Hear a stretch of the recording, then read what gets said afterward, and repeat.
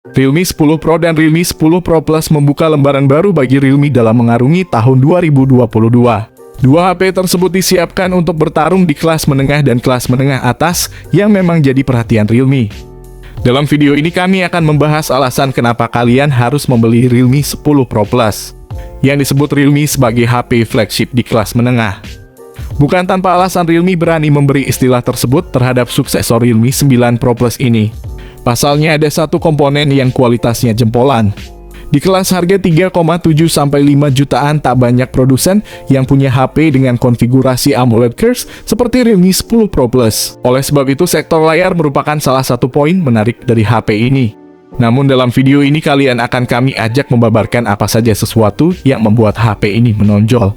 Realme terkenal jago dalam meracik ponsel kelas menengah atas. Pada segmen ini, Realme mampu membuat konsumen merasa puas dengan uang yang mereka bayar. Alasan pertama saya membeli HP ini adalah desain bodi ciamik. Bukan Realme namanya jika tidak memerhatikan sisi desain perusahaan yang semula merupakan subseries dari Oppo ini. Menyuguhkan tema desain yang sangat anggun yang dapat menampilkan warna berbeda jika dilihat dari sudut pandang berbeda. Yang begitu menyenangkan dari desain ponsel ini adalah form factor-nya yang mengusung desain melengkung. Dengan sisi-sisi yang melengkung juga ponsel lebih nyaman digenggam tanpa mudah tergelincir. Menghadirkan konfigurasi dua kamera, bodi belakangnya menyusun dua lensa besar secara vertikal tanpa kamera bump yang menonjol. Bodi ponselnya diketahui memiliki ketebalan yang begitu tipis, yakni 7,8 mm, serta berada dalam bobot 173 gram. Dengan bodi yang tipis dan ringan memudahkan gamer untuk bermain lebih lama lagi tanpa membuat tangan lelah. Alasan kedua saya membeli HP ini adalah layarnya melengkung. Layar pada Realme 10 Pro Plus membawakan panel AMOLED Curve yang sangat bagus, cerah, dan terang. Ukurannya bahkan di atas rata-rata mencapai 6,7 inci pada resolusi Full HD+, 1080x2400 pixel. Realme mengklaim bahwa layar sanggup mencapai kecerahan maksimal 800 nits. Layar juga membawakan refresh rate tinggi 120 Hz yang membuat pergerakan jadi 2 kali lipat lebih mulus. Berikutnya ada touch sampling rate tinggi mencapai 360 Hz yang bikin responsivitasnya melonjak tajam saat bermain game. Demi melindungi mata pengguna dari cahaya biru yang membahayakan, ada fitur Eye Care yang dapat mengurangi emisi cahaya biru tersebut. Tidak lagi tawarkan sensor sidik jari di samping, kini sensor diletakkan ke dalam layar atau yang biasa disebut under display fingerprint. Kami mengatakan bahwa sensor sidik jarinya bekerja dengan sangat cepat dan akurat. Bahkan dapat berfungsi saat layar ponsel dalam kondisi mati. Layarnya yang melengkung membuatnya tampak premium. Bahkan membuatnya tampil setara dengan generasi Galaxy S series terdahulu. Desain layar melengkung juga membuat bezelnya tampak lebih tipis, sehingga menghasilkan pengalaman menonton yang imersif. Alasan ketiga saya membeli HP ini, chipset yang powerful.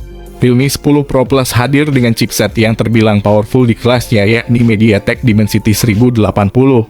Kendati hadir dari series Dimensity 1000 series, kinerjanya sudah setara dengan Snapdragon 778G. Walaupun begitu, chipset Snapdragon 778G masih powerful ketimbang Dimensity 1080.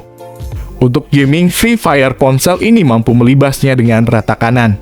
Sementara untuk game, PUBG Mobile ponsel masih aman dengan settingan tertinggi. Untuk game, Genshin Impact ponsel ini mampu menjalankannya dengan grafis high dengan aman. Jadi untuk masalah bermain game, chipset Dimensity 1080 merupakan jempolan, tidak mengalami isu panas berlebihan. Karena sejatinya chipsetnya masih di bawah 2 tingkat dengan Snapdragon 778G. Untuk skor Antutu ponsel ini tembus sampai 520 ribuan yang menurut kami chipset HP ini sudah sangat kencang. Walaupun masih kalah dengan Dimensity 8100 dan juga kalah dengan Dimensity 1200. Mengingat ponsel ini berada di rentang harga 3-4 jutaan waktu dirilis. Realme 10 Pro Plus hadir dengan beberapa varian RAM dan storage. 6/128GB, 8/128GB, 8/256GB, dan 12/256GB.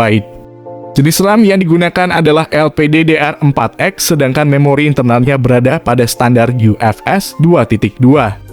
Alasan keempat saya membeli HP ini, kamera sangat menjanjikan.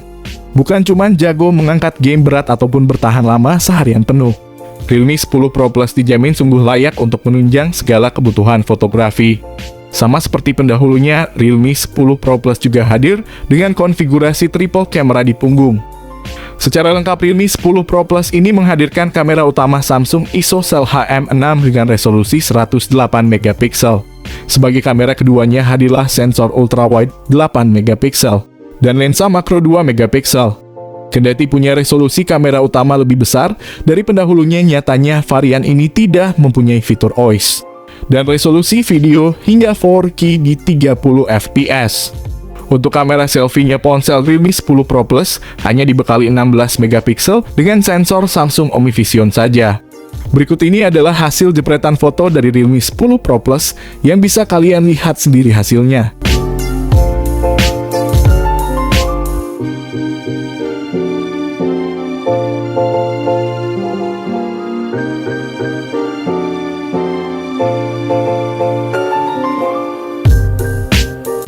Alasan kelima saya membeli HP ini adalah konektivitas serba ada. Karena ini merupakan ponsel kelas mid-range, tentu tidak afdol jika tidak diiringi dengan konektivitas yang unggul dan beragam. Realme 10 Pro Plus memiliki konfigurasi stereo speaker utamanya terletak di bawah, seperti kebanyakan HP lainnya.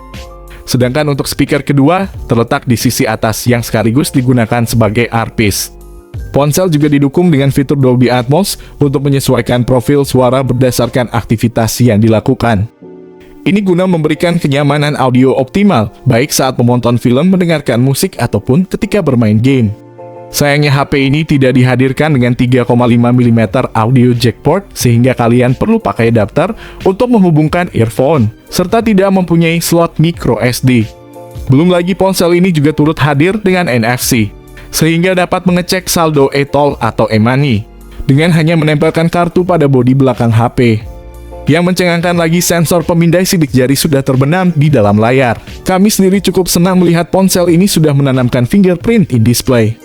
Baterai ponsel ini juga dilengkapi dengan fast charging 67 watt dengan besaran baterai sampai 5000 mAh. Yang sangat besar menurut saya pribadi, fast charging meningkat drastis. Alasan keenam saya membeli HP ini adalah harganya masih terjangkau. Harga Realme 10 Pro Plus mulai 1.699 yuan, atau sekitar 3,7 juta untuk 8/128 GB, 1.999 yuan atau 4,3 juta untuk 8/256 GB, dan 2.299 yuan atau 5 juta untuk 12/256 GB. Ada kemungkinan Realme 10 Pro Plus juga akan diluncurkan di Indonesia dalam waktu dekat. Buat yang belum tahu, Realme 10 Pro Plus sudah resmi disertifikasi TKDN Indonesia sejak 2 bulan yang lalu. Harusnya setelah 2 bulan ponsel Realme bisa datang ke Indonesia. Kesimpulannya, dengan harga rilis sebesar 3 jutaan, Realme 10 Pro Plus menjadi opsi mid-range yang cukup menggiurkan. Terlebih bagi yang menggandrungi aktivitas fotografi dan kreasi konten. AMOLED Curve dengan 120Hz miliknya nyaris tidak pernah terjadi sebelumnya. Meski sudah ada HP yang pakai AMOLED Curve, tentu tidak semurah Realme 10 Pro Plus ini. Kualitas kameranya juga termasuk salah satu yang bagus karena sudah mendukung resolusi 108 megapiksel ISOCELL HM6 dengan detail dan ketajaman yang tinggi. Akan tetapi jika mencari HP yang punya kualitas kamera yang lebih baik, Realme 10 Pro Plus terbilang kalah saing. Apalagi jika dibandingkan dengan ponsel saudara lainnya seperti Realme 9 Pro Plus. Keberadaan chipset Dimensity 1080 juga turut menambah pada daya tarik utama pada HP ini. Pasalnya ini adalah chipset terbaik kelas menengah. Chipset HP ini sudah setara Snapdragon 778G, walaupun masih di bawahnya tapi sudah lumayan oke. Mengingat harga ponsel ini dengan kapasitas RAM terendahnya saja cuma 3,7 jutaan. Dan paling tertingginya RAM 12 GB dihargai 5 jutaan. Sungguh ponsel ini sangat kami rekomendasikan untuk dibeli di Indonesia nanti. Oke, mungkin segini dulu pembahasan saya mengenai kenapa saya membeli HP ini. Semoga kalian yang menonton video ini dapat tercerahkan informasi seputar gadget terbaru.